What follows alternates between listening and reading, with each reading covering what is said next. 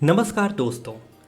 इस वीडियो में श्रीमद् भगवद गीता के 18 अध्यायों और 700 श्लोकों को आज की पीढ़ियों के प्रत्येक मनुष्य के लिए, चाहे वह कोई भी हो, उसके करियर में, जीवन में, रिश्तों में, उसकी प्रत्येक समस्याओं का समाधान करने के लिए कैसे भगवद गीता का उपयोग किया जा सकता है, यह बताया गया है। दोस्तों, यहाँ पूरे 18 अध्यायों को शामिल किया गया है और हर अध्याय की शुरुआत करने से पहले मैं आपको बताऊंगा कि उससे आपको क्या सीखने को मिलेगा। फिर उस अध्याय को बहुत ही आसान भाषा में आपको समझाया जाएगा और उसके बाद उससे होने वाले हमारे जीवन में सभी अच्छे परिणामों के बारे में आपको बताऊंगा। मित्रों, अगर आप सोचते हैं कि भगवद गीता में सिर्फ यह लिखा है कि भगवान की पूजा कैसे करते हैं, तो आप गलत हैं, क्योंकि भगवद गीता सिर्फ एक किताब या धार्मिक ग्रंथ नहीं है, बल्कि इसमें वह ज्ञान है जो इस पृथ्वी पर जीने वाले प्रत्येक व्यक्ति के लिए उपयोगी है।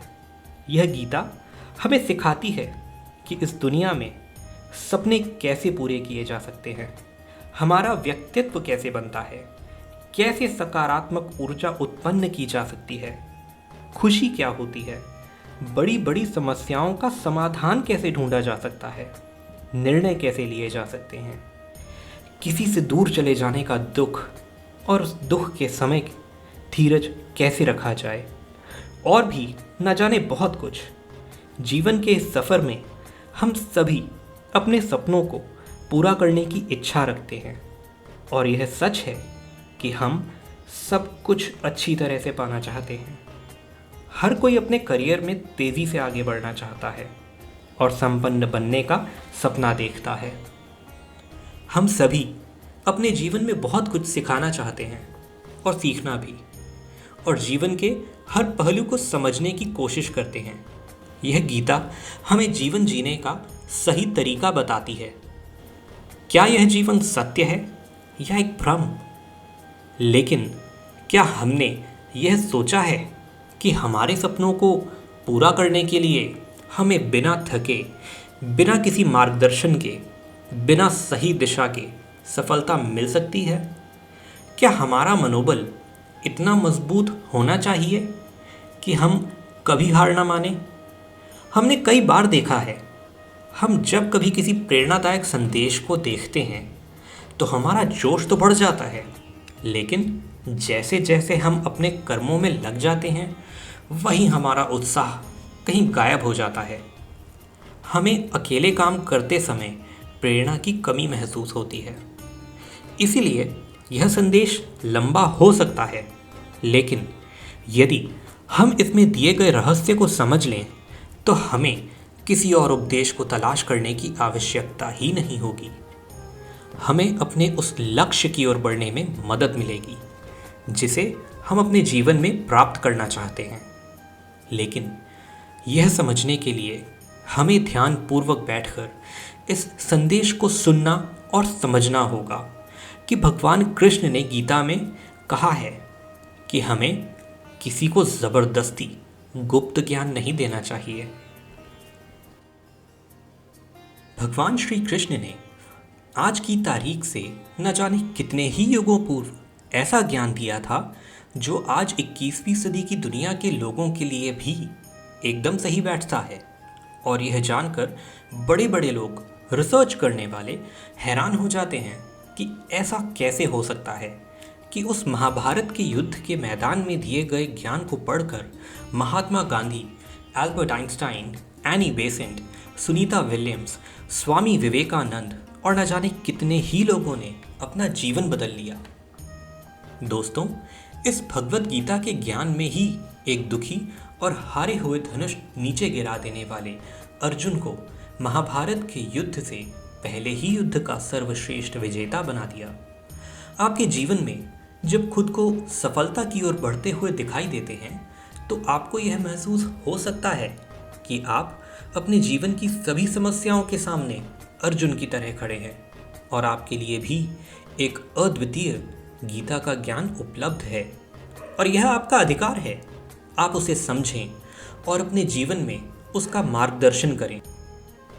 भगवत गीता के अद्वितीय ज्ञान को समझकर आपको यह आश्चर्यजनक एहसास होगा कि यह अमूल्य ज्ञान हमें हमारे असली उद्देश्यों की ओर ले जाता है। यह किताब संस्कृत में भले लिखी गई है, लेकिन आपको उसका अनुभव हिंदी, इंग्लिश और अन्य भाषाओं में भी मिलेगा। मैं आपको इस अद्वितीय युद्ध के मैदान कुरुक्षेत्र में लेकर जाऊंगा और यहाँ आपको समझाऊंगा कि आखिरकार क्यों भगवान ने अपना ज्ञान देने का निश्चय किया। तो चलिए, हम कुरुक्षेत्र के युद्ध मैदान में हैं, जहाँ पर पांडव और कौरव युद्ध के लिए तैयार हैं और यहीं से भगवद गीता का पहला अध्याय शुरू होता है।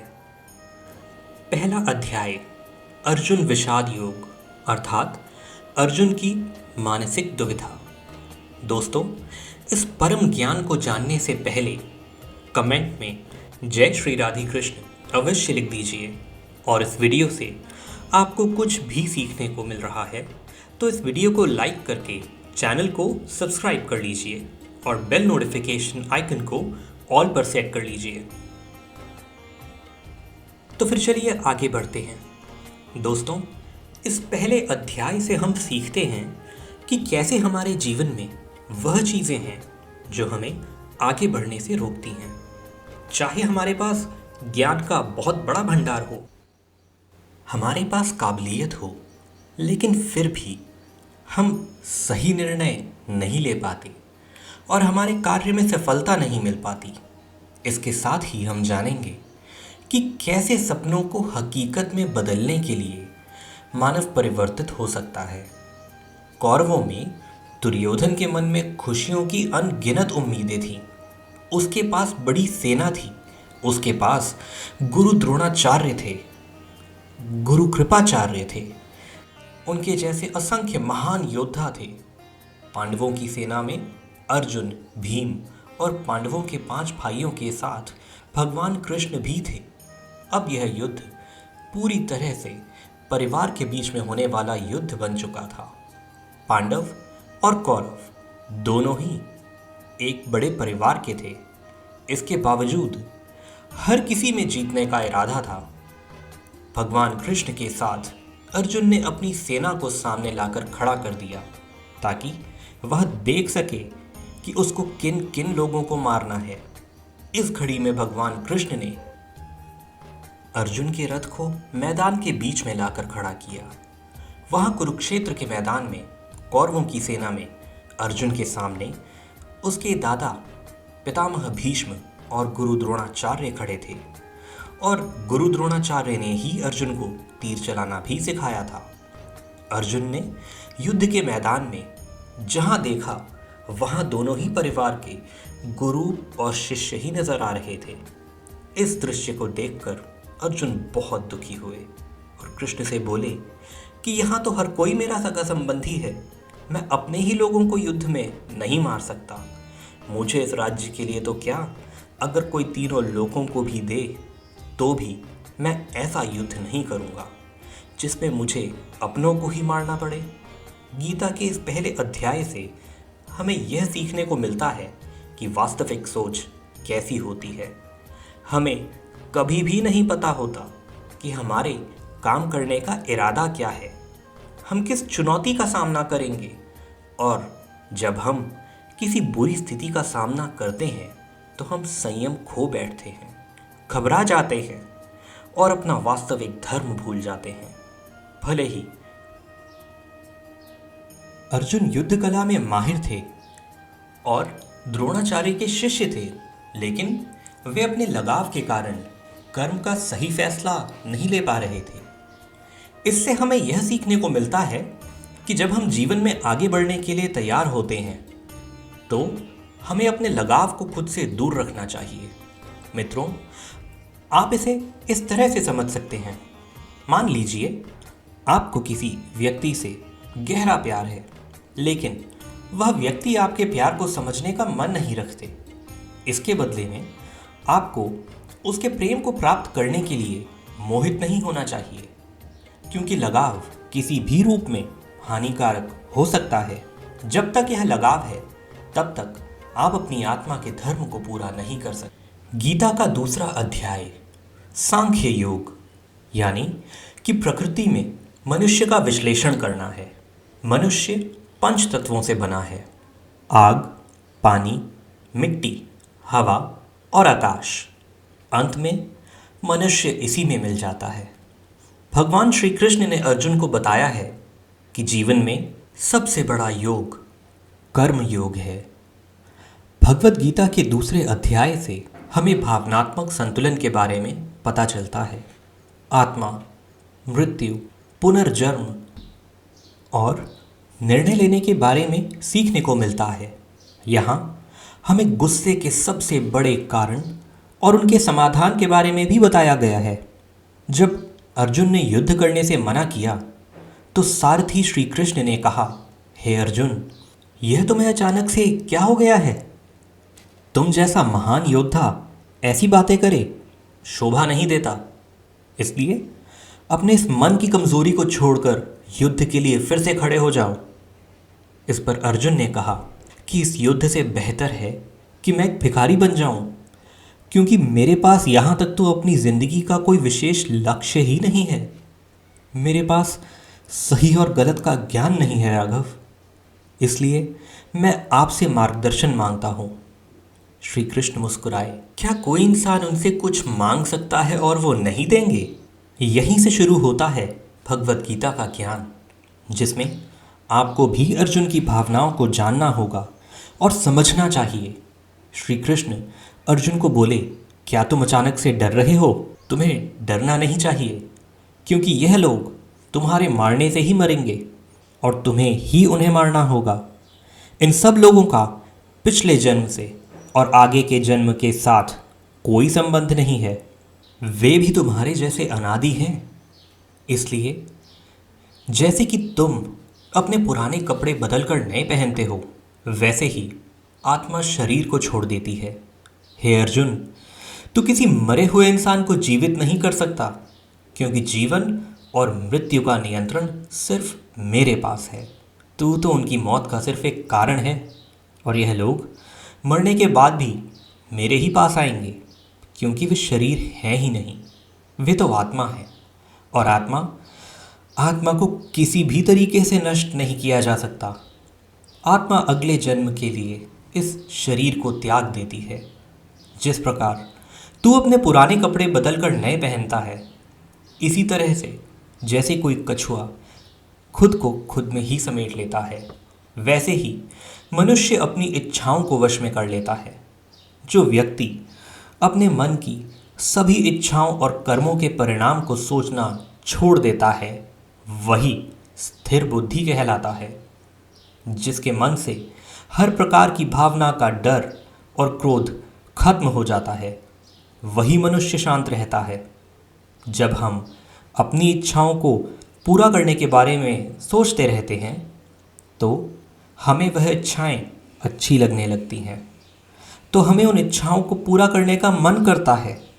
और जब उन इच्छाओं को पूरा करने में कोई रुकावट आती है, तो हमें गुस्सा आता है, और उस गुस्से में हम खुद को खो देते हैं। और फिर हम अपने कर्म और धर्म को भूलकर अपनी स्थिति से नीचे गिर जाते हैं।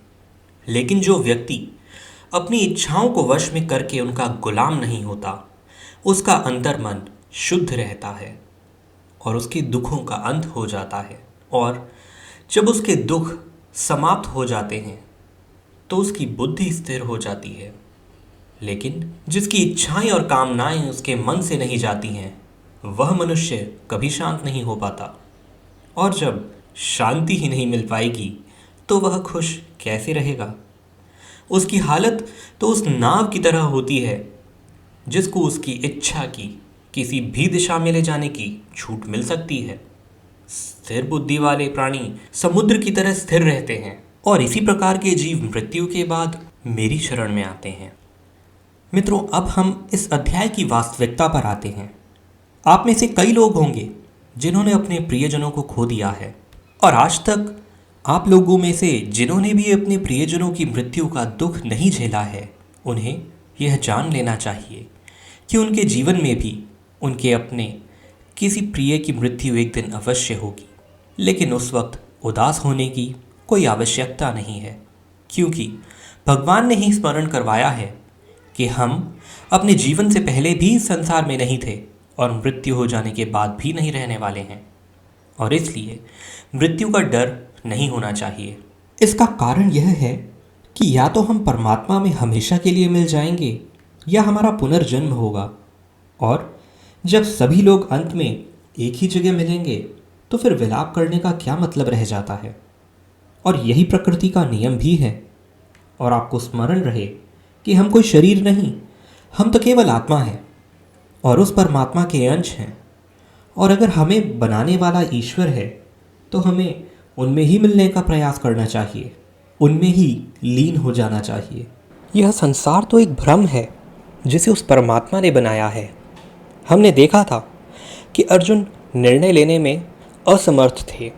जब भी हम कोई निर्णय लेते हैं तो एक ओर हमारा मोह होता है और दूसरी ओर हमारा वास्तविक कर्म होता है, और इस खेल में हम वह नहीं कर पाते जो हमारा असली काम होता है और जो हमें जीवन में सफलता के मार्ग पर आगे बढ़ने में मदद करता है। इसे हम एक उदाहरण से समझते हैं। मान लीजिए आपको अपने घर से दूर कहीं किसी और शहर में शिक्षा या नौकरी के लिए या अपने किसी और लक्ष्य को पूरा करने के लिए जाना पड़ रहा है, तो आपके परिवार का मोह तो आपको छोड़ना ही पड़ेगा। इस तरह से आपको प्रत्येक निर्णय में यह ध्यान रहे कि आपके मोह और आपकी वास्तविक कर्म में कौन ज़्यादा महत्वपूर्ण है। इसके पश्चात हम चर्चा करेंगे कि हमारी समस्याओं का सबसे बड़ा कारण क्या है और उनका मुख्य समाधान क्या है। मित्रों, हमारे दुखों का सबसे महत्वपूर्ण कारण है हमारी खुद की इच्छाओं के बारे में विचार करना। जब हम अपनी इच्छाओं के बारे में सोचते हैं तो वक्त बीतने के बाद हम उन्हें पूरा करने की कोशिश करते हैं, और जब यह कोशिशें असफल हो जाती हैं तो हमारे अंदर क्रोध पैदा होता है। और क्रोध एक ऐसी चीज़ है जिसे कोई भी मनुष्य अपने शरीर को त्यागने से पहले नहीं छोड़ता। तो फिर आप अपने जीवन के बाकी हिस्से में सच्ची खुशियों को कैसे प्राप्त कर सकते हैं? आप हमेशा अपने आप को समस्याओं से घिरा हुआ ही पाएंगे, क्योंकि यह दुनिया तो केवल आपकी खुद की छाया ही है। तो अब आप सोच सकते हैं कि जीवन में कोई इच्छा नहीं रखने से सफलता कैसे होती है, कैसे आप अपना नाम कमा सकते हैं। इसके बारे में भगवान श्री कृष्ण ने कहा है कि सबसे पहले आपको अपने कर्म को पहचानना होगा, यानी आपके लिए वह क्या करना ज़रूरी है जो आपको लक्ष्य की प्राप्ति में सहायक होगा। और इसके बाद सफल होने की उम्मीद या असफल होने का भय दिल में पैदा नहीं किए बिना अपने कार्य को कैसे करें, क्योंकि आपको लगेगा कि यह कार्य मैं नहीं बल्कि स्वयं भगवान कर रहे हैं। और इसी प्रकार आपकी हिम्मत भी कभी नहीं टूटेगी, क्योंकि आपको यह लगेगा कि आप खुद नहीं बल्कि परमात्मा कर रहे हैं। मित्रों, अब बात करेंगे तीसरे अध्याय की। तीसरा अध्याय कर्म योग से संबंधित है। भगवद गीता के तीसरे अध्याय में हम यह जानेंगे कि कौन सी दो चीज़ें हैं जो हमें इस दुनिया में सफलता प्राप्त करने में मदद कर सकती हैं।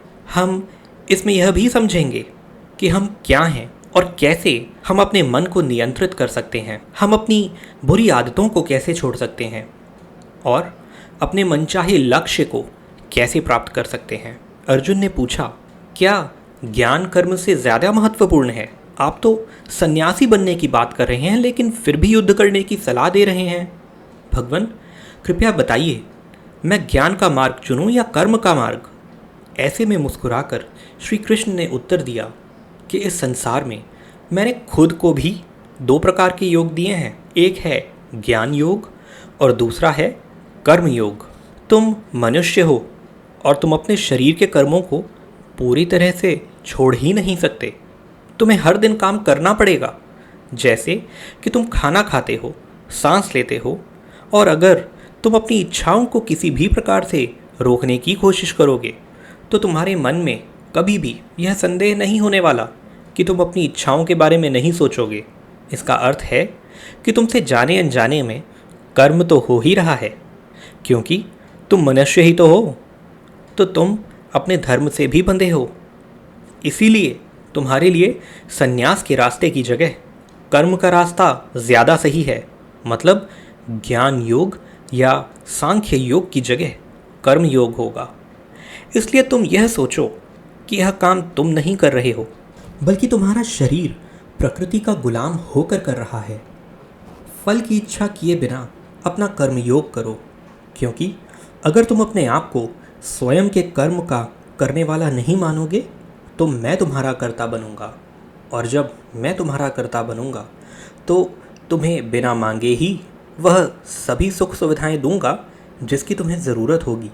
अगर तुम बिना मेहनत किए ही सुख सुविधाओं और राज्य का भोग करोगे तो तुम एक चोर की भांति हो जाओगे और तुम कभी भी परमात्मा यानी मुझसे नहीं मिल पाओगे, मुझ में लीन नहीं हो पाओगे।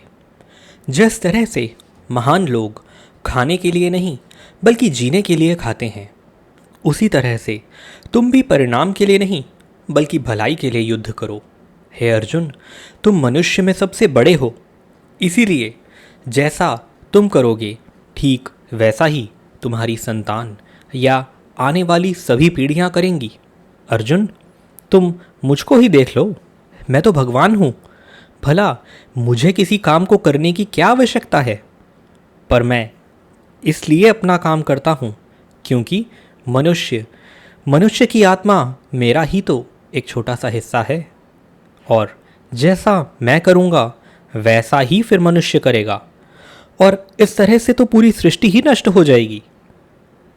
कोई अगर तुम्हारा साथ भी ना दे या तुम्हारी बुराई भी करे तो तुम उसको बिना कुछ कहे सिर्फ अपना कर्म करते जाओ, और ऐसा करने पर वह मनुष्य भी कुछ समय बाद तुम्हारे जैसा ही करना शुरू कर देगा। यह मनुष्य जो सोचता है कि वह कर्म खुद कर रहा है, उससे बड़ा मूर्ख और इस दुनिया में कोई नहीं है। और ज्ञानी लोगों के द्वारा ऐसे मूर्खों पर कभी ध्यान नहीं देना चाहिए। इसीलिए हे अर्जुन, तू भी अपने आप को इस कर्म के बंधन में न बांधकर बिना किसी आशा के, दया के और पश्चाताप के इस युद्ध को लड़। हे अर्जुन, खुद का धर्म और कर्म दूसरों के धर्म और कर्म से ज़्यादा अच्छा और बड़ा समझा जाना चाहिए, भले ही हमारे द्वारा खुद के धर्म और कर्म के पालन करने में कोई कमी या कसर क्यों न रह गई हो। अर्जुन ने फिर पूछा कि अगर मनुष्य परमात्मा का अंश है तो उससे गलतियां ही क्यों हो जाती हैं और वह बुरे कर्म क्यों करता है? भगवान श्री कृष्ण बोले कि मनुष्य शरीर भोग विलास करना चाहता है क्योंकि उसकी प्रकृति वैसी ही है। जैसे अगर उसकी कामना पूरी नहीं होती तो वह गुस्से में आ जाता है, और जिस तरह धुएं की वजह से आग दिखाई नहीं देती, उसी तरह क्रोध और काम की वजह से मनुष्य को अपना कर्म, धर्म और ईश्वर दिखाई नहीं देते, और इसी वजह से क्रोध और कामनाओं में आकर मनुष्य अपनी इंद्रियों और मन पर वश खो देता है और न चाहते हुए भी बुरे काम और गलतियां कर बैठता है। हे अर्जुन, तुम हमेशा याद रखना, इस शरीर से ज़्यादा शक्तिशाली है इसकी इंद्रियां, इंद्रियों से ज़्यादा शक्तिशाली है मन, और मन से शक्तिशाली है बुद्धि, और बुद्धि से ज़्यादा शक्तिशाली हो तुम, यानी कि तुम्हारी आत्मा। इसीलिए हे अर्जुन, तुम अपनी आत्मा से अपनी बुद्धि को वश में करो। तुम्हारी बुद्धि मन को वश में करेगी, और फिर तुम्हारा मन तुम्हारी इंद्रियों को वश में करेगा, और इंद्रियां तुम्हारे शरीर को यानी तुम्हारे बुरे कर्मों को। मित्रों, श्री कृष्ण द्वारा कही गई इन बातों को अगर हम अपने आज के परिवेश में देखें तो इस दुनिया में परिणाम दो चीज़ों से आता है, ज्ञान और कर्म। आज की दुनिया में हम दोनों चीज़ों को जोड़कर देखें तो हमारे लिए कर्म भी उतना ही ज़रूरी है जितना ज्ञान। इसका मतलब यह नहीं है कि आपने कुछ भी उठाकर पढ़ लिया, बल्कि ज्ञान का मतलब तो यह है कि आप यह सबसे पहले जान लें कि आपका लक्ष्य क्या है, आपकी काबिलियत और आपकी समस्याएं क्या क्या हैं। इन सबको मिलाकर अपने लक्ष्य तक पहुंचने की आपकी क्या योजना है। इसके अलावा आपको एक और चीज़ ध्यान में रखनी है कि आप शरीर नहीं हो, आप केवल एक आत्मा हो। आपकी आत्मा यानी कि आप खुद अपनी अच्छी बुरी भावनाओं, अपने विचारों से भी बहुत ऊपर हो। और अगर आप इस तरह से सोचोगे तो अवश्य ही आपकी समस्याएं दूर हो जाएंगी और वह बहुत छोटी लगने लगेंगी। इस अध्याय में आगे बढ़ने पर हम दूसरे रास्ते के बारे में जानेंगे। श्री कृष्ण कहते हैं कि हमें कभी यह नहीं सोचना चाहिए कि कर्म हम कर रहे हैं, हमें यह सोचना है कि हमारे द्वारा ईश्वर कर रहे हैं। और जब हम इस तरह से सोचेंगे तो हमारे जीवन में दो अच्छे प्रभाव होंगे। पहला यह कि आप अपनी मेहनत के परिणाम को लेकर कभी परेशान नहीं होंगे, और दूसरा कि आप अपने मन को स्थिर करके सबसे ज़्यादा मेहनत करने लगोगे। सभी शब्दों की बजाय यह आपको समझना चाहिए कि आप कभी भी अपने कर्मों के परिणामों पर खुश या दुख होने का कोई अधिकार नहीं रखते हो, क्योंकि श्री कृष्ण के उपदेशों के अनुसार मनुष्य को केवल कर्म करने का अधिकार है। इसके साथ ही आप किसी भी बुरी आदत से कैसे मुक्त हो सकते हो, इसका विचार करें। इससे बहुत ही सरल शब्दों में समझाया जा सकता है। आप अपने आप को भगवान का छोटा सा अंश अर्थात आत्मा ही समझें, और इसके बाद आप जब अंतर ध्यान से यानी अपने आत्म के ध्यान से अपने मस्तिष्क को नियंत्रित रखोगे और मस्तिष्क से अपने मन को, और फिर जब आपका मन आपके शारीरिक इंद्रियों को नियंत्रित कर लेता है तो बुरी आदतों को छोड़ना कभी भी मुश्किल नहीं होगा। अध्याय 5 कर्म संन्यास योग। भगवद गीता के 5वें अध्याय में कर्म संन्यासियों का वर्णन किया गया है और हम जानेंगे कि अपने लक्ष्य को कैसे प्राप्त किया जा सकता है और कैसे हमारे शरीर ने हमें आलस्य में बांधने की कोशिश की। अर्जुन ने कहा कि श्री कृष्ण, मैं अभी भी यह नहीं समझ पा रहा हूँ कि मेरे लिए कर्म अच्छा है या कर्म से संन्यास। तो श्री कृष्ण ने उत्तर दिया, देखो अर्जुन, संन्यास और कर्म वे दो अलग अलग मार्ग हो सकते हैं, लेकिन दोनों का ही लक्ष्य तो समान है, और वह है परमात्मा। जो व्यक्ति अपने मन को भटकने नहीं देता, जो कर्म करके भी यह समझता है कि कर्म उसने नहीं किया है बल्कि यह तो परमात्मा ने किया है, और जो सभी जीवों को उसी परमात्मा का हिस्सा मानता है, वह मनुष्य मरने के बाद परमात्मा में ही मिल जाता है। महान व्यक्ति अपने प्रत्येक कार्य को, अपने विचारों को स्पष्ट करने और दूसरों के हित के लिए ही करते हैं। परमात्मा कभी भी मनुष्य को बुरे काम करने के लिए प्रोत्साहन नहीं देते, बल्कि लोग खुद ही अपने क्रोध और मोह में आकर बुरे कार्य करते हैं और फिर उसी प्रकार से उनके फल सुनिश्चित हो जाते हैं। मैं तो बस उनका प्रतिफल उन्हीं को वापस देता हूं। तुम अपने शरीर को चाहे कितना ही आनंदित कर दो, इसकी इच्छाएं तब भी पूर्ण नहीं होती। इसीलिए अर्जुन, तेरे जैसे बुद्धिमान व्यक्ति को शरीर की इच्छाओं में नहीं लगना चाहिए। इस संसार का असली मूल्य होता है वो जिसने अपने शरीर का नाश होने से पहले अपने क्रोध का नाश कर लिया हो, जो संपूर्ण प्राणियों का हित करता है, जिसका मन किसी भी कार्य में नहीं बनता, और जो भटकते हुए मन को एक जगह केंद्रित करके परमात्मा को याद करता है। यही व्यक्ति सुखी भी है और परमेश्वर सहित सभी के लिए प्रिय भी है। इसीलिए हे अर्जुन, यह इंद्रियां, मन, बुद्धि, इच्छा, आशा, डर और क्रोध की ही तेरे शत्रु हैं। इन्हें छोड़ दो। दोस्तों, हमारा शरीर हमेशा आराम से रहना चाहता है, लेकिन क्या आपने कभी सोचा है कि अगर इसमें आत्मा नहीं होती तो क्या होता? हम अक्सर अपने शरीर को ही अपनी पहचान मान लेते हैं। हम कहते हैं, यह मेरी आंखें हैं, यह मेरे हाथ हैं, और जब हमारा शरीर हमें आराम के लिए बोलता है तो हम सो जाते हैं। लेकिन क्या आप यह सोच सकते हैं कि शरीर आपकी बुद्धि पर भारी हो गया है? इसीलिए आपको यह समझना होगा कि आप एक आत्मा हैं और आपको अपनी बुद्धि से अपने शरीर को चलाना होगा। दोस्तों, जो रास्ते भगवद गीता में दिखाए जा रहे हैं वे मानव को परमात्मा से मिला देते हैं। अगर आप इन सभी बातों को अपने जीवन में अपनाते हैं तो आप अपने सपनों को पूरा करने की दिशा में एक कदम आगे रहेंगे। दोस्तों, जैसा कि कहा गया है कि भगवान की प्राप्ति के लिए मन को वश में करना बहुत ज़रूरी है, ठीक उसी तरीके से आपको अपने जीवन में भी मंजिल पाने के लिए मन को वश में करना बहुत ही आवश्यक है। इसी के साथ समापन होता है भगवत गीता के 5वें अध्याय का। आइए शुरुआत करते हैं श्रीमद् भगवत गीता के 6ठे अध्याय की। अध्याय 6 आत्मसंयम योग। भगवत गीता के 6ठे अध्याय में हम जानेंगे कि एक योगी क्या होता है और योगी कैसे बनते हैं, अर्थात आज के जीवन में वह व्यक्ति जो अपने जीवन में कुछ महत्वपूर्ण करना चाहता है।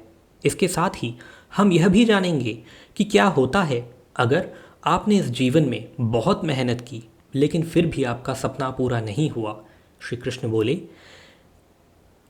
केवल अपने सांसारिक कर्मों को त्यागने वाला ही योगी नहीं होता। इसका मतलब है कि योगी वही होता है जो अपने कर्मों को त्याग कर आत्मा की ओर बढ़ता है, उसका मार्ग सफलता की ओर जाता है, फिर भी उसे कोई मुश्किल का सामना करना पड़े तो योगी अपने उद्देश्य को हासिल करने में सफल होता है, क्योंकि उसका मन परमात्मा की ओर होता है। वह व्यक्ति जो करने योग्य सभी कार्य पूरी ईमानदारी से निभाता है, उसके फल की प्राप्ति की लालसा नहीं करता, वही असली योगी कहलाता है। जो व्यक्ति अपने मन पर विजय पा लेता है, उसके लिए संसार में और कुछ जीतने की अत्यंत आवश्यकता ही नहीं होती, और जिसका मन इधर उधर चलता रहता है, उसके लिए संसार में कुछ भी प्राप्त करना सरल नहीं होता, क्योंकि हमारा प्रिय मन हमारा साथी होता है, और अगर हम उसके गुलाम बन जाते हैं तो वह हमारा सबसे बड़ा दुश्मन बन जाता है। जो व्यक्ति अपने मन और संसार के किसी भी विचार या वस्तु से प्रभावित नहीं होता, और जो मित्र, शत्रु, महात्मा, पापी जीवी, जंतु आदि के प्रति समान दया भाव रखता है, वही योग्य की वास्तविक पहचान होती है। इसीलिए हे अर्जुन, जब इस प्रकार का योगा भाव आता है तो किसी भी आशा के बिना, किसी भी डर के बिना अपने मन को मित्र बनाकर उसे मेरे ध्यान में समर्पित होना चाहिए। वह योगी उचित आहार और नींद उतनी ही लेता है जितना आवश्यक हो, जो हमारे शारीरिक और मानसिक स्वास्थ्य के लिए महत्वपूर्ण है। इस प्रकार का योगी अपने शब्दों पर सदा स्थिर रहता है, जैसे कि शांत हवा में दीपक की लौ स्थिर रहती है। जब जब उसका मन भटके तब तब उसे वही इच्छा वश में करके पूरा मन को संयमित करना चाहिए। और जब योगी इस पूरे ध्यान की अवस्था में आ जाता है तो बड़े से बड़ा दुख भी उसके स्थान से उसको नीचे नहीं गिरा सकता। अर्जुन ने कहा, लेकिन हे कृष्ण, यह मन बहुत ही अधीर और चंचल होता है। श्री कृष्ण ने जवाब दिया, हाँ, यह सत्य है कि मन को नियंत्रित करना कठिन है, लेकिन यह भी याद रखो कि बार बार आत्मविश्वास और योगाभ्यास से असंभव को भी संभव बनाया जा सकता है। इस तरह से हम अपने मन को वश में करके अपने जीवन को अधिक सफलता की ओर ले जाते हैं। अर्जुन ने पुनः पूछा, हे कृष्ण, अगर कोई योगी इस प्रकार से ध्यान में निश्चित रहकर योग करता है, लेकिन अंत में किसी कारणवश उसका मन भटकने लगे, तो क्या उसका सारा प्रयास बेकार चला जाएगा? श्री कृष्ण बोले, नहीं अर्जुन, निरंतर परमात्मा की दिशा में बढ़ना हर आत्मा का अधिकार है। अगर किसी कारणवश वह योगी ध्यान से भटक भी जाता है तो भी वह पुण्य पुरुषों के लोक में कई वर्षों तक सुख और आनंद का अनुभव करता है, और वहाँ पर वह ध्यान भ्रष्ट योगी भी सुख में समय बिताने का अवसर प्राप्त करता है। फिर उस योगी की आत्मा में जो ध्यान में भ्रष्टता रह गई हो, वह पुनः उसी पुण्य पुरुष के परिवार में जन्म लेता है। उस तरह से उसकी आत्मा की यात्रा वहीं से शुरू होती है जहाँ से उसने पिछले जन्म में समाप्ति की थी। इस तरह वह एक नए रूप और एक नए जीवन की ओर बढ़ता है, परमात्मा से मिलन के लिए फिर से प्रयास करता है। अर्थात पिछले जीवन में किया गया योग कभी भी व्यर्थ नहीं जाता, लेकिन एक योगी जो निरंतर प्रयास करता है, वह इसी जीवन में अपने जीवन चक्र से मुक्त होकर परमात्मा में विलीन हो जाता है। एक योगी तपस्या और विद्वानों से भी श्रेष्ठ होता है। इसीलिए अर्जुन, तू भी योगी बन, क्योंकि जो सबसे श्रेष्ठ योगी होता है वह मेरा परम प्रिय होता है। दोस्तों, हर व्यक्ति जिसकी आंखों में कुछ बड़ा करने का सपना होता है, उसको अर्जुन की तरह ही एक योगी बनना चाहिए। वह व्यक्ति पूरी भावनाओं के साथ जो तटस्थ रूप से दूसरों के विचारों पर ध्यान नहीं देता और हमेशा अपने लक्ष्य को पूरा करने के लिए मेहनत करता है, वह अंत में अपने लक्ष्य को प्राप्त कर ही लेता है। एक बहुत ही गुप्त बात है जिसे भगवान श्री कृष्ण ने इस अध्याय में बताया है कि अगर आप मेहनत कर रहे हैं और आपने बहुत अनुभव जमा किया है, बहुत सारा ज्ञान प्राप्त किया है, फिर भी आपको मंजिल नहीं मिल रही है और किसी कारणवश आपको असफलता का सामना करना पड़ रहा है और आपकी मृत्यु हो जाए, या फिर आपके सपनों को पूरा करने के लिए आप बहुत बूढ़े हो जाएं, तो इस प्रकार के मरने के बाद भी आपको स्वर्ग में आपके कर्मों के अनुसार आनंद मिलेगा। और जब आपके अच्छे कर्मों का फल क्षीण हो जाएगा तो फिर से धरती पर जन्म लेकर वापस आएंगे, और जन्म भी ऐसे माहौल या घर में होगा जिसमें आपको पिछले जन्म के ज्ञान का स्तर पाने के लिए मेहनत नहीं करनी होगी, वह तो स्वतः ही आपको मिल जाएगा। आपको फिर उसके बाद के ज्ञान को पाने के लिए एक पुनः पूरी नई जिंदगी मिली होती है। ऐसा मैं नहीं बल्कि भगवान कृष्ण ने योगियों के बारे में इस गीता के 6 अध्याय में बताते हुए कहा है, और उन्होंने उन लोगों के लिए भी विशेष बनाया है जो सच में बहुत ज़्यादा मेहनत करते हैं। मित्रों, जीवन सूत्र पर आप सुन रहे हैं संपूर्ण भगवद गीता का सार। यह परम ज्ञान अगर आपको अच्छा लग रहा है तो कमेंट्स में जय श्री राधे कृष्ण अवश्य लिख दीजिए। इस वीडियो से आपको कुछ भी सीखने को मिल रहा हो तो वीडियो को लाइक करके चैनल को सब्सक्राइब कर लीजिए और बेल नोटिफिकेशन आइकन को ऑल पर सेट कर लीजिए।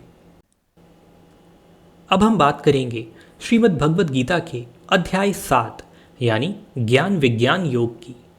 इस अध्याय में जो भगवान का ज्ञान है हमें यह बताता है कि ईश्वर कैसे संसार को नियंत्रित करते हैं, ईश्वर को कौन से भक्त सबसे अधिक प्रिय होते हैं, इसके बारे में भी यह जानकारी दी गई है। लेकिन यह सवाल हम सबके मन में उठता है कि क्यों इंसान भगवान को पहचान नहीं पाता। भगवान कृष्ण इस प्रश्न का उत्तर देते हुए कहते हैं कि हे अर्जुन, अब मैं तुझे वह बात बताऊंगा जिसे जानकर तू इस संसार में किसी और ज्ञान की तलाश में नहीं भटके। हजारों लोगों में से कोई एक ही होता है जो ब्रह्म ज्ञान की खोज करता है और वह कोशिश करके ही उसे प्राप्त करता है, और ऐसी हजारों कोशिश करने वालों में से कोई एक ही मेरे प्रेम में विश्वास और समर्पण के साथ मुझे प्राप्त कर पाता है।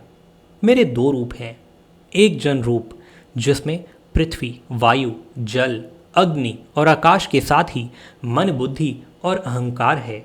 वही दूसरा रूप है चेतना रूप जिसमें सृष्टि का चक्र है। समय को मैं ही निरंतर चलाता हूँ। जल, ओमकार, चंद्रमा, सूरज मैं ही हूँ। पृथ्वी की सभी पवित्र ग्रंथ, बुद्धिजीवियों का तेज, अग्नि और तपस्वी का तप, धर्मों का पवित्र कर्म, अलग अलग समयों का काल और बलवान का बल भी मैं ही हूँ।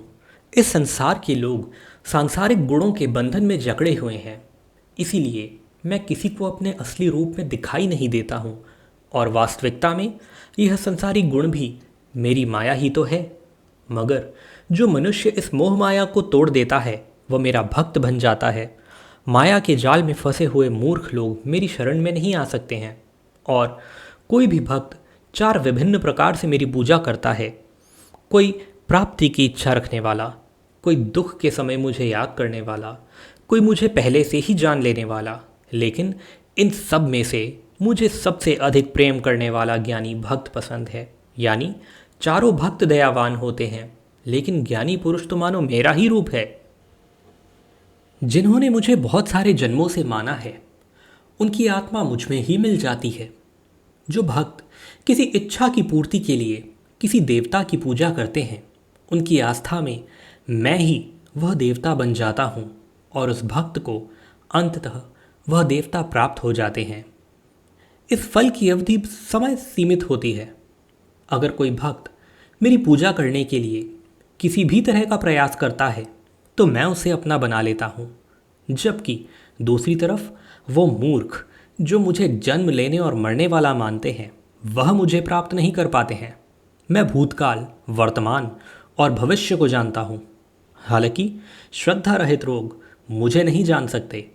वे भक्त जो सांसारिक मोह और माया को छोड़कर उच्च कर्मों का अभ्यास करके मेरी भक्ति करते हैं, वे मृत्यु से मुक्त होकर मुझ में ही लीन हो जाते हैं। जब आप अपने जीवन में कोई लक्ष्य स्थापित करते हैं तो समय बीतने के बाद वह लक्ष्य भूलने की आशंका हो सकती है, क्योंकि विभिन्न विचारों और कार्यों की बहुत अधिक चिंता होती है। भगवान श्री कृष्ण ने यह बताया है कि माया के जाल में फंसे व्यक्ति भगवान को भूल जाते हैं और इसी तरह कई बार अपने महत्वपूर्ण लक्ष्य को भी भूल जाते हैं। उन्हें लगता है कि उन्होंने जो लक्ष्य निर्धारित किया है वह तो बेकार है, व्यर्थ है। वह सोचते हैं कि जीवन तो केवल मज़े लेने के लिए है, क्या पता कल रहूं ना रहूं। और इसी तरह की सोच रखने वाले व्यक्ति को गीता में मूर्ख कहा गया है, जो इतना भी नहीं जानते। यह जो व्याकुलता या विकर्षण है, यह मेहनत करने वालों की परीक्षा लेती है और ज़्यादातर लोग इसी व्याकुलता में भटक कर रह जाते हैं। वहीं दूसरी ओर जो लोग बिना व्याकुल हुए कठिन परिश्रम करते हैं, वे व्यक्ति सफलता को प्राप्त करते हैं और उनके मन को शांति प्राप्त होती है। इसी के साथ सप्तम अध्याय की समाप्ति होती है। अब बढ़ते हैं 8वें अध्याय की ओर। अध्याय 8, अक्षर ब्रह्म योग। इस अध्याय में हम जानेंगे कि भगवान क्या हैं और उन्हें कैसे प्राप्त किया जा सकता है, देवता क्या होते हैं और इस संसार का कारण क्या है। यह सभी बातें हम इस अध्याय में सीख सकते हैं। अर्जुन ने पूछा, हे कृष्ण, परम ब्रह्मा क्या होते हैं, आध्यात्म का स्वरूप क्या होता है, कर्म क्या होता है, यह संसार कैसे चलता है और देवता कौन होते हैं। इसीलिए इस अध्याय में अर्जुन के इन सभी प्रश्नों के उत्तर भगवान कृष्ण द्वारा दिए गए हैं। श्री कृष्ण कहते हैं कि जीवों की वास्तविकता ही आध्यात्म होती है। कर्म हमारे द्वारा पूर्व निर्धारित किए गए कर्मों का त्याग होता है, जिसका परिणाम हमें वर्तमान में मिलता है। उसी तरह से हमारे वर्तमान में किए गए कर्म या त्याग वह भविष्य में मिलने वाले परिणामों को ही जन्म देते हैं। इस संसार का निर्णय करता वह मैं ही हूँ। और जब कोई व्यक्ति अंत के क्षण में अपने मन में वही भाव और अपने ध्यान को उसी भाव में स्थिर करके शरीर छोड़ता है, तो वह उसी भाव को प्राप्त करता है। इसीलिए मुझे याद करने वाले हमेशा मेरे पास आते हैं। इसीलिए अर्जुन, तू भी मुझ में ही ध्यान कर और युद्ध करके तुम मुझे ही पाएगा। वे लोग मुझे सदैव याद करते हैं, वे सरलता से मेरे पास आते हैं और जो मेरे पास आते हैं उनके जन्म मरण का चक्र समाप्त हो जाता है। उनके सारे दुख हमेशा के लिए खत्म हो जाते हैं। श्रीमद् भगवद गीता के अनुसार सहस्त्र युग अर्थात ब्रह्मा का एक दिन 1000 महायुग के बराबर होता है। इसके अनुसार ब्रह्मा का एक दिन 4 अरब 32 करोड़ वर्ष का होता है। इसी प्रकार इतनी ही अवधि की ब्रह्म की रात्रि भी होती है।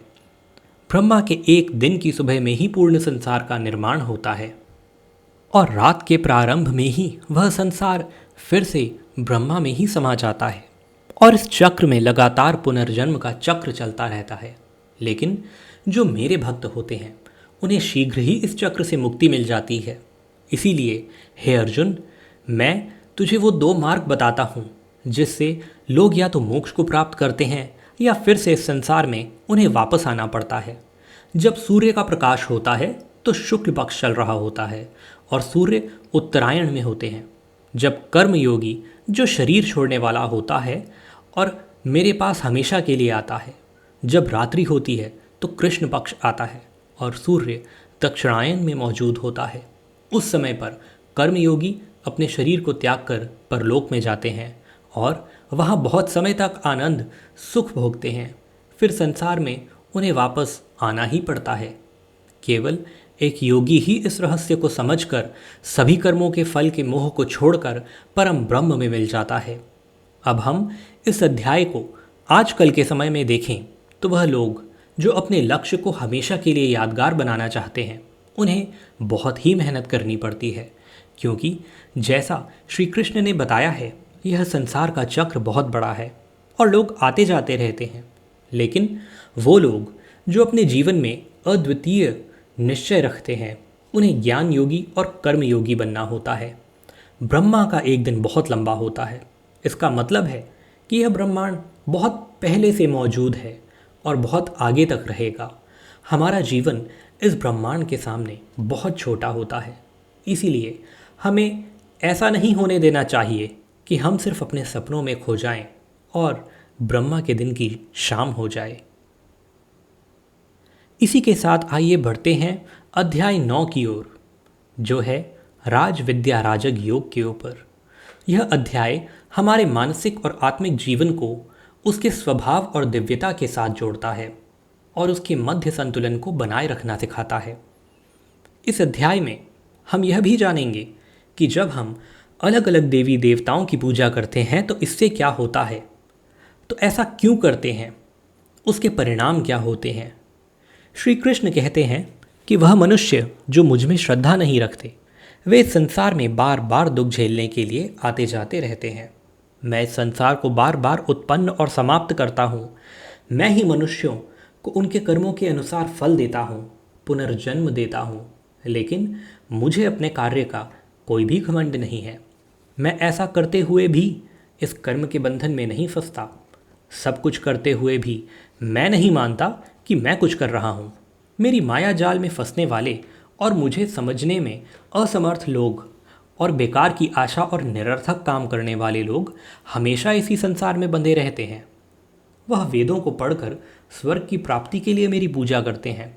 वे लोग इंद्र के स्वर्ग के सुख का आनंद उठाते हैं, लेकिन उनके स्वर्ग के सुख तब तक ही रहते हैं जब तक उनके मानव जीवन के पुण्य समाप्त नहीं हो जाते, और जब उनके पुण्य समाप्त हो जाते हैं तो उन्हें फिर से इसी पृथ्वी पर जन्म लेने का अवसर मिलता है। किंतु जो मुझे मतलब परमेश्वर को ही सब कुछ मानकर अपने कर्म फल को त्याग कर निरंतर प्रेम करते हैं, मैं उनकी न केवल सभी आवश्यकताओं को पूरा करता हूँ, बल्कि उन्हें सदैव मेरी शरण में स्थान देता हूँ। भू और पितरों को पूजने वाले का ज्ञान कम होता है, वह फिर से इस मृत्युलोक में आते हैं। इसीलिए अर्जुन, यदि तू कुछ भी कर्म करता है और दान देता है तो उसमें मुझ में स्मरण करके करे तो वह मुझे ही प्राप्त हो जाएगा। मेरे लिए प्रिय और अप्रिय सब बराबर हैं, यहाँ तक कि अगर कोई बहुत ही अत्याचारी हो, चाहे स्त्री हो या पुरुष, राजा हो या भिखारी, वह मुझ में ही समर्पित होकर इस अनंत सागर को पार कर पाता है। इस प्रकार अगर तू खुद को मुझ में अर्पित करेगा तो मैं ही तुझे प्राप्त होऊंगा। मित्रों, इस अध्याय में श्री कृष्ण कहते हैं कि जो कोई भी भक्त सच्चे मन से ईश्वर के प्रति आदर रखता है, श्रद्धा रखता है, तो वे स्वयं को उस भक्त से जोड़ देते हैं। और इसी के साथ हम बढ़ते हैं अध्याय 10 की ओर, जो है विभूति योग। यह अध्याय बहुत ही महत्वपूर्ण है, क्योंकि इस अध्याय में भगवान श्री कृष्ण अपने दिव्य रूप की महत्वपूर्ण चर्चा करते हैं और अर्जुन को उनकी महिमा का दर्शन कराते हैं। यह अध्याय हमें बताता है कि भगवान कैसे हमारे चारों ओर मौजूद हैं और हमारे जीवन में उनका साक्षात्कार कैसे किया जा सकता है। वैसे तो आपने कई बार सुना है कि भगवान ऐसे हैं, भगवान वैसे हैं, सभी जगह हैं, प्रत्येक कण में हैं। श्री कृष्ण कहते हैं कि हे अर्जुन, तू मेरा सच्चा मित्र है और मुझसे प्रेम करता है, इसीलिए अब मैं तुझे स्वयं का वास्तविक परिचय देता हूँ। मेरे जन्म के बारे में किसी को नहीं पता, लेकिन जो यह जानता है कि मैं कभी नहीं जन्म लेने वाला और कभी भी नहीं मरने वाला हूँ, वो ही सबसे बड़ा ज्ञानी है। ज्ञान और मूर्खता, सत्य और झूठ, सुख और दुख, मन और बुद्धि, रचना और नाश, कृति और अपमान सहित स्वभी भाव वास्तव में मैं ही हूँ। इस जगत में जिस किसी ईश्वर की पूजा की जाती है वह असलियत में मैं ही हूँ। दोस्तों, इस अध्याय में भगवान ने हमें दिखाया है कि वे हमारे जीवन के हर पल में मौजूद हैं, हर पहलू में मौजूद हैं। वे सबके आदर्श सूरज, चंद्रमा, वायु, अग्नि, धन, ज्ञान, ब्रह्मा, विष्णु, शिव, इंद्र, गरुड़, यमराज, गणित, गायत्री, मंत्र, ऋतु, वसंत, निश्चय, भक्ति, विजय, रणनीति, रहस्य, मौन और अनगिनत रूपों में प्रकट होते हैं। भगवान ने हमें यह भी बताया है कि उनका अंत नहीं है, वे अनंत हैं, अपार हैं। वे हमारे सभी पहलुओं में हैं और उनको पूरी तरह से जान पाना हमारी बस की बात नहीं है। श्री कृष्ण अर्जुन से कहते हैं कि हे अर्जुन, मुझे पूरा जानना तेरे लिए किसी काम का नहीं है। बस तू इतना जान ले कि यह संसार मेरे छोटे से अंश से ही बनता है और उसी से चलता है। यानी ऐसी कोई जगह नहीं है जहाँ भगवान ना हो। श्री कृष्ण ने यह भी कहा है कि अर्जुन, ना तो ईश्वर को पूरा जानना ज़रूरी है और ना ही वह कभी उन्हें पूर्ण रूप से जान पाएंगे। मित्रों, अगर हम इसे अपने जीवन में इस तरह से जोड़ें कि जैसे भगवान ने कहा है कि मैं अनंत हूँ और तू उतना ही जान जितना तेरे लिए आवश्यक है, बिल्कुल उसी तरह से आपको भी अपने जीवन में उन चीज़ों में अपना समय और ऊर्जा व्यर्थ नहीं करनी है जो आपके लिए आवश्यक नहीं है, जो आपके कर्म से हट करके हैं। केवल आपके वास्तविक कर्म से जुड़े चीज़ों में ही अपना ध्यान लगाइए, जिससे सफलता और मानसिक शांति प्राप्त हो सके। अध्याय 11, विश्व रूप दर्शन। इस अध्याय में भगवान श्री कृष्ण अर्जुन को अपने दिव्य रूप का दर्शन कराते हैं। यह दृश्य अर्जुन को भगवान की महानता और अद्भुत रूप का अनुभव कराता है। इसमें भगवान के विराट रूप के बारे में हमें जानने को मिलेगा। अर्जुन श्री कृष्ण से कहते हैं, हे कृष्ण, आपके दिए हुए ज्ञान से मेरे सारे संदेह दूर हो गए हैं, लेकिन अगर संभव हो तो मैं आपका महान रूप देखना चाहता हूँ। तो श्री कृष्ण कहते हैं, अर्जुन, परंतु इन मानव की आंखों से तू यह सब नहीं देख पाएगा, इसीलिए मैं तुझे यह सब देखने के लिए दिव्य नेत्र प्रदान करता हूँ। मित्रों, इसके बाद जो अर्जुन ने देखा उसकी वास्तव में कल्पना भी नहीं की जा सकती। ईश्वर का ना तो कोई आरंभ था, ना कोई मध्य और ना कोई अंत। उस रूप से इतना प्रकाश निकल रहा था जितना हजारों सूरज मिलकर भी उत्पन्न ना कर पाए। अर्जुन ने कई संसारों को श्री कृष्ण में समाहित होते हुए देखा। फिर अर्जुन ने हाथ जोड़ते हुए श्री कृष्ण से कहा कि हे परमात्मा, मैं आपके शरीर में सभी देवताओं को, सभी मनुष्यों को देख पा रहा हूँ, लेकिन आपके शरीर का ना तो कोई आरंभ दिख रहा है, ना मध्य और ना कोई अंत। आप में हर तरह के अस्त्र शस्त्र विराजमान हैं, हर तरह के प्रकाश और सूर्य हैं। स्वर्ग और धरती के बीच का पूरा आकाश मानो आपसे ही भर गया है। कई देवताओं के समूह आप में प्रवेश कर रहे हैं, तो कई लोग भयभीत होकर आपके समक्ष हाथ जोड़े खड़े हैं। आपके अनंत हाथ, पैर, आंखों वाले मोह रूप को देखकर समस्त सृष्टि सहित मैं भी व्याकुल हो रहा हूँ। यहाँ तक कि मैं पांडवों और कौरवों की पूरी सेना के महान योद्धाओं का अंत होकर आप में जाता हुआ देख पा रहा हूँ। आपका यह विकराल रूप इस संपूर्ण ब्रह्मांड को अनंत ऊर्जा दिए जा रहा है। हे कृष्ण, इतने रूपों में से आप कौन हो? मैं आपको कैसे पहचानूं? फिर श्री कृष्ण कहते हैं, मैं तो हर जगह हूँ और मैं ही समय हूँ। इन सभी योद्धाओं की मौत तो पहले ही लिख चुका हूँ। तू तो सिर्फ इनकी मौत का कारण है। मारने वाला तो मैं ही हूँ। यह सुनकर अर्जुन के चेहरे पर थोड़ा डर दिख रहा था, पर अर्जुन धैर्य के साथ बोले, हे परमात्मा, आपका यह रूप देखकर अब मुझे पता लग गया कि क्यों योगी, महर्षि और देवता आपका पूजन करते हैं। आप तो सत्य और असत्य से भी ऊपर हैं। आपके इस रूप की व्याख्या करने के लिए मेरे पास शब्द ही नहीं है। आप ही इस संसार के पालनकर्ता और विनाशक हो। आपको हर दिशा से नमस्कार है, क्योंकि ना तो आपका कोई आदि और ना ही कोई अंत है। आपको कोटि कोटि नमन। हे प्रभु, मुझे भय है, मैंने अज्ञानता में आपको मित्र कृष्ण कहा है और कई बार लोगों के सामने आपका मजाक भी उड़ाया है। मुझे आपके इस सत्य का पता नहीं था, इसीलिए अगर संभव हो तो आप मुझे क्षमा कीजिए। जैसे पिता पुत्र को क्षमा कर देता है, उसी तरह आप भी मुझे क्षमा कर दीजिए। हे प्रभु, आपके इस रूप को देखकर मैं खुश भी हो रहा हूँ और भयभीत भी हूँ। अतः कृपा करके आप अपना प्रसिद्ध चतुर्भुज विष्णु रूप के दर्शन दीजिए, जिसमें आपके मुकुट, चक्र और गदा के साथ साथ आपको देखने की भी अभिलाषा है। फिर श्री कृष्ण कहते हैं कि हे अर्जुन, मैंने तेरे आग्रह पर वह रूप दिखाया है जिसको आज तक कोई मनुष्य नहीं देख पाया और ना ही कभी कोई देख पाएगा।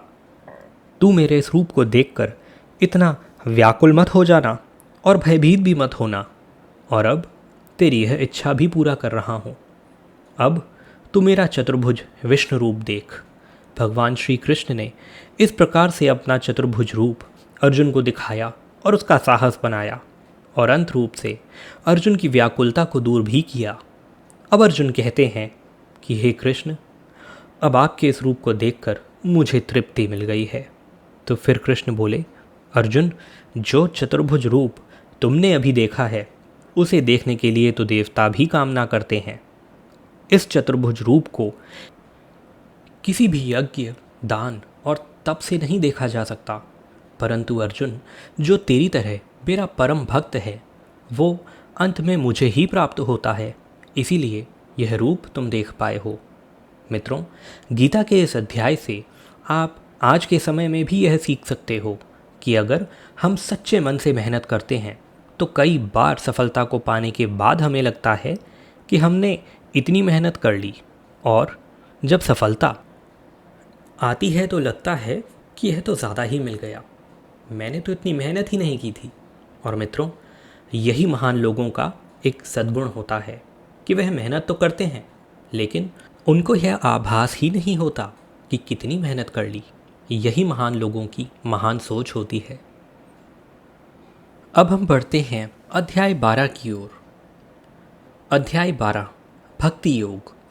इस अध्याय में भगवान हमें बताते हैं कि भक्ति के माध्यम से ही हम उन्हें प्राप्त कर सकते हैं। हमें भगवान के प्रति विश्वास, प्यार और समर्पण दिखाना चाहिए। इससे हमें यह सीखने को मिलता है कि भगवान के प्रति भक्ति और प्यार बढ़ाने का प्रयास करना चाहिए। जो व्यक्ति हर तरह के सुख, दुख, मित्रता, लाभ, हानि, मोह के मौसम से दूर रहता है और सभी प्राणियों को एक समान दृष्टि से देखता है, और जो अपने मन और इंद्रियों को पूरी तरह से वश में रखता है, वही परम आनंद को प्राप्त करता है। और जो निंदा, प्रशंसा को एक समान समझता हो, किसी भी स्थान पर किसी भी आहार के साथ रह सकता हो, वह भक्त प्रभु श्री कृष्ण के लिए बेहद प्रिय है। और उनमें से भी जो निष्काम भाव से अपने कर्म से उनकी सेवा में लगते हैं, वही भक्त उनके लिए श्रेष्ठ हैं। इस अध्याय में हमें यह भी सिखाया गया है कि हमें अपने पूर्व अनुभवों से सीखने की कोशिश करनी चाहिए। एक छात्र या एक व्यक्ति जो अपने जीवन में कुछ महत्वपूर्ण करना चाहता है, उसे कम खाना चाहिए। खुद के लक्ष्य को कैसे प्राप्त करना है, केवल यही सोचना चाहिए, और यह तभी प्राप्त हो सकता है जब हम भगवान के प्रति विश्वास, प्यार और समर्पण रखते हैं। अब हम बढ़ते हैं अध्याय 13 की ओर। अध्याय 13, क्षेत्र विभाग योग। इस अध्याय में भगवान हमें आत्मा और शरीर के बीच के अंतर की बात बताते हैं। हमारी आत्मा शरीर के परे है और हमें इसे समझना चाहिए। यह हमें सिखाती है कि हमारे शरीर से भी ज़्यादा हमारी आत्मा ज़्यादा असली है और हमें इसके साथ मिलकर जीना चाहिए। इस अध्याय से हमें यह ज्ञान मिलता है कि कैसे हमारे कर्मों के परिणाम की रचना होती है।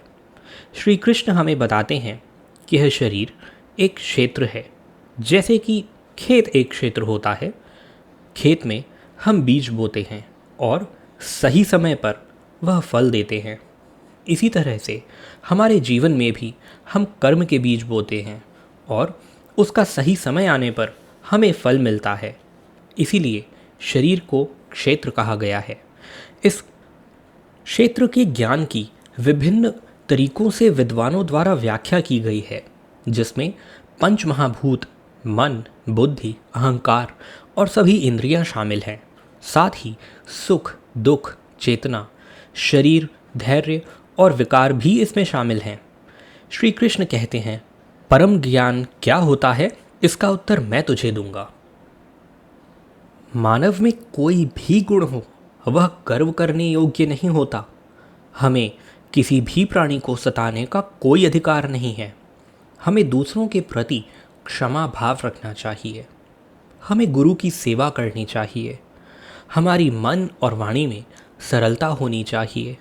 हमारा मन और सभी इंद्रियों को पूरी तरह से नियंत्रित होने के बाद हमें खुद को किसी भी भावना में नहीं बहने देना चाहिए।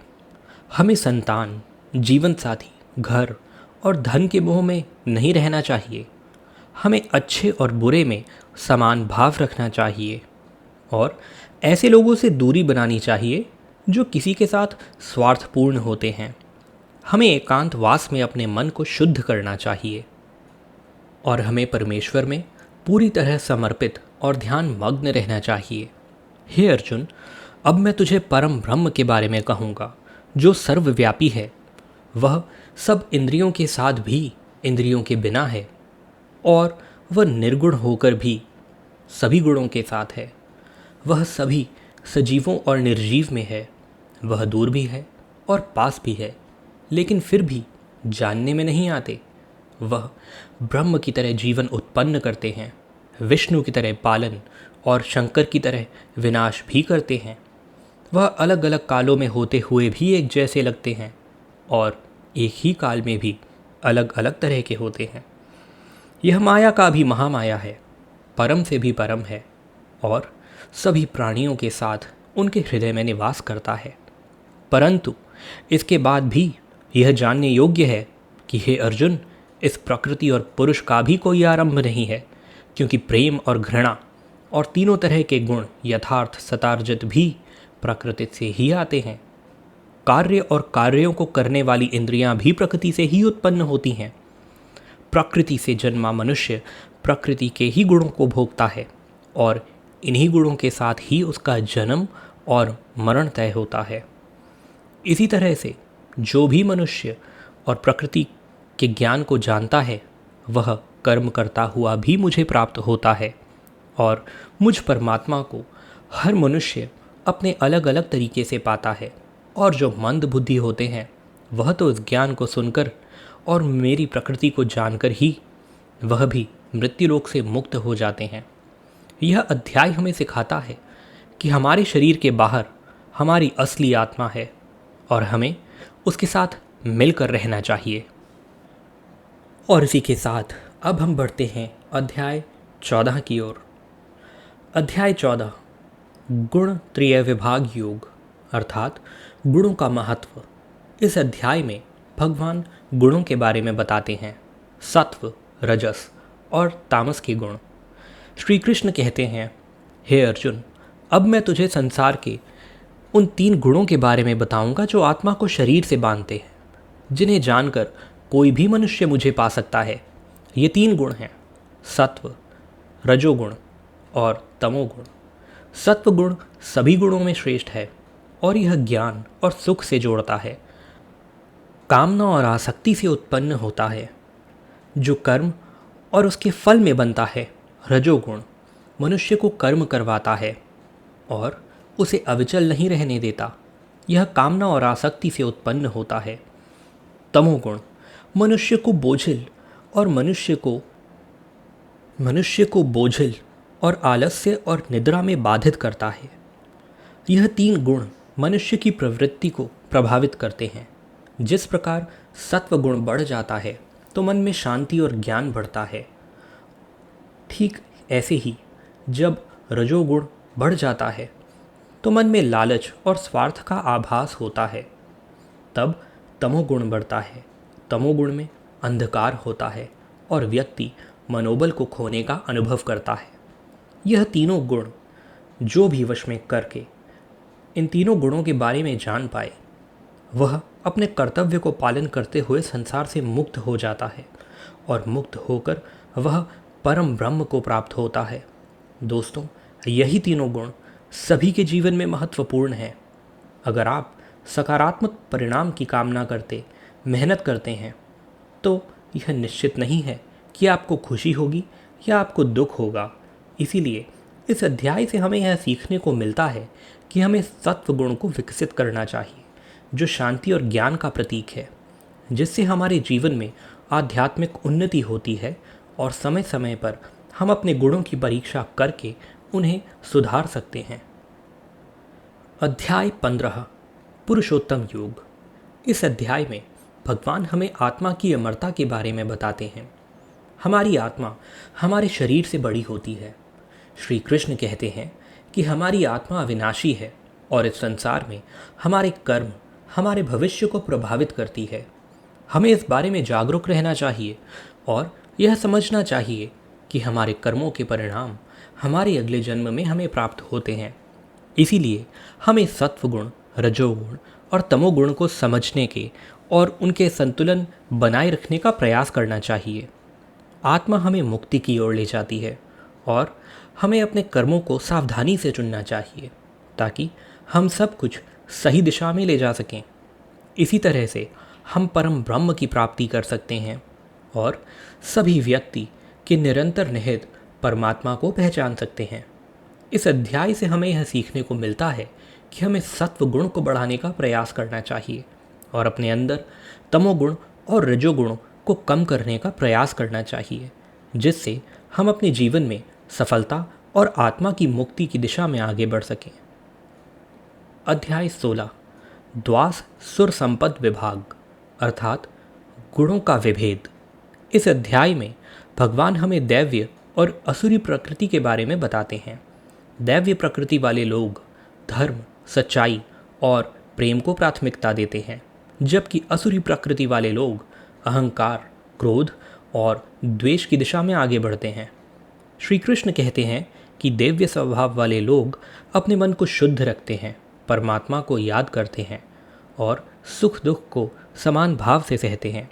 वे धर्म का पालन करते हैं और दूसरों को कभी कष्ट नहीं पहुंचाते। उनमें अहंकार नहीं होता और वे सब को बराबर मानते हैं। विरोधाभास, क्रोध, आसक्ति और अज्ञान से युक्त असुरी स्वभाव वाले लोग दुश्मनी करते हैं और लोगों को कष्ट देते हैं। वे धर्म का अनादर करते हैं और बुरे कर्म करते हैं। वे हमेशा मोह में रहते हैं। हमें समझना चाहिए कि दैव्य स्वभाव का पालन करके हम अपनी आत्मा को मुक्ति दिला सकते हैं, जबकि असुरी स्वभाव से हम मोह के बंधनों में फंस सकते हैं। इस अध्याय से हमें यह सीखने को मिलता है कि हमें दैव्य स्वभाव का पालन करना चाहिए और आसुरी स्वभाव से बचना चाहिए। इस अध्याय से हमें यह भी सीखने को मिलता है कि हमें सात्विकता का अनुसरण करना चाहिए और आपसी सम्मान, धर्म और शांति की दिशा में अग्रसर होना चाहिए। राजस और तामस की ओर नहीं बढ़ना चाहिए, क्योंकि यह हमें बंधनों में फंसा सकते हैं। अध्याय 17 श्रद्धा विभाग योग अर्थात श्रद्धा का महत्व। यह अध्याय भगवत गीता का अहम अध्याय है, जो हमें श्रद्धा और धारण के महत्व के बारे में सिखाता है। श्रद्धा का अर्थ होता है विश्वास, और यह हमारे जीवन में अत्यधिक महत्वपूर्ण है।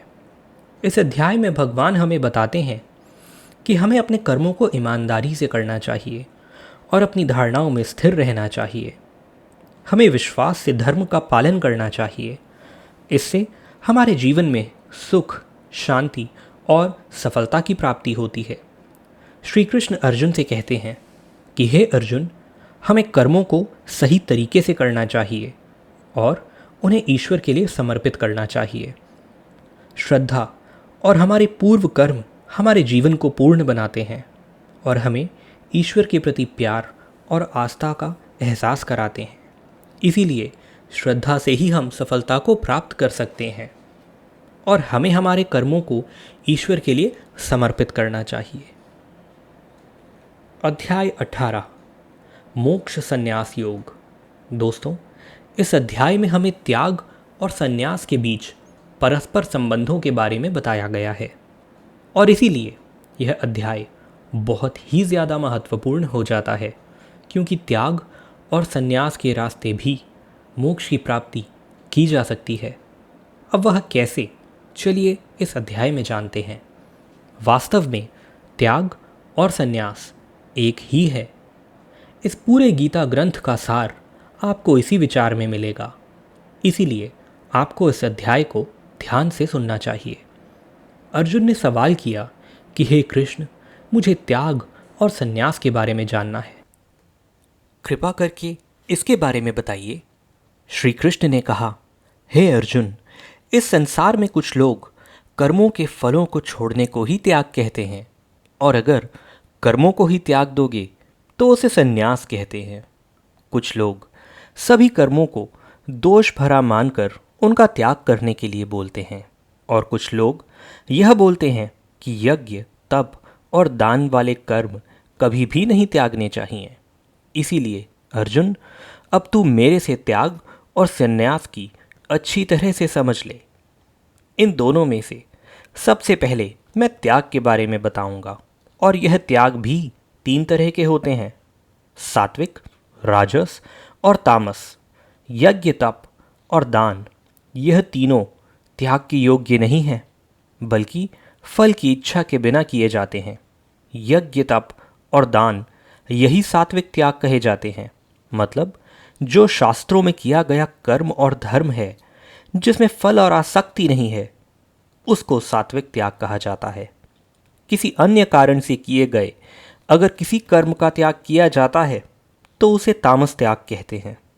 जो व्यक्ति किसी भी काम से ना तो प्रेम करता है और ना ही नफरत करता है, वही सच्चा त्यागी होता है। मनुष्य शरीर कितना भी प्रयास कर ले, वह फिर भी पूरी तरह से कर्म को नहीं छोड़ सकता, जैसे कि सांस लेना। इसीलिए कर्मों के फल को छोड़ देना ही सच्चा त्याग होता है। जो लोग कर्म फलों का त्याग इस संसार में नहीं करते, उनके कर्म फल मृत्यु के बाद भी उनका पीछा नहीं छोड़ते। इसीलिए कर्मों के फलों को छोड़ देना ही सच्चा त्याग होता है। जो लोग कर्मों के फल को छोड़ने का यह मार्ग नहीं चुनते, उनके कर्म फल मृत्यु के बाद भी उनके साथ रहते हैं। इसीलिए हमें अंततः अपने कर्म के फल की कामना को त्याग देना चाहिए। दोस्तों, अगर इस वीडियो में आपने कुछ भी सीखा हो तो कमेंट्स में जय श्री राधे कृष्ण अवश्य लिख दीजिए और वीडियो को लाइक और शेयर कीजिए और चैनल को सब्सक्राइब करके बेल नोटिफिकेशन आइकन को ऑल पर सेलेक्ट कर दीजिए। धन्यवाद।